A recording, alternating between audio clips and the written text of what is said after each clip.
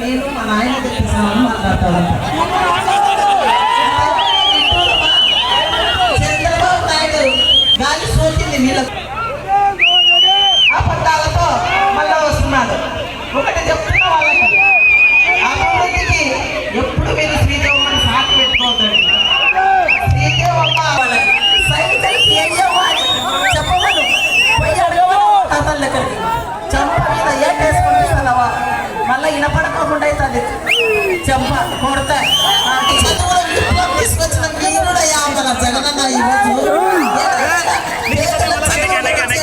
ఆలోచించావా చంద్రబాబు నాయుడు నువ్వు అని అడుగుతున్నా. ఈరోజు మనం గెలుస్తున్నాం, వాళ్ళు ఓడుతున్నారు.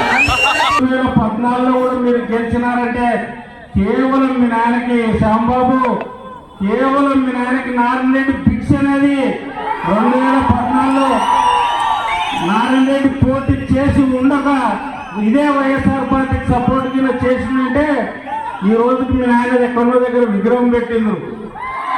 మీకు తెలుసలేదా ఆ రోజులో నారాయణరెడ్డి ఎంత నిజాయితీగా కాంగ్రెస్ పార్టీకి పనిచేసి చేసినందుకే ఈ రాష్ట్రంలో 32,000 ఓట్లు వచ్చి డిపాజిట్ రాగలిగింది ఆయనకు ఒక్కరికే.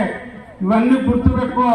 నువ్వు ఎప్పుడు కానీ మా కుటుంబం జోలికి ఎక్కడ వచ్చినా కానీ ఎక్కడ వదిలిపెట్టే ప్రసక్తే లేదు. కాబట్టి ఈరోజు మీరు రాబోయే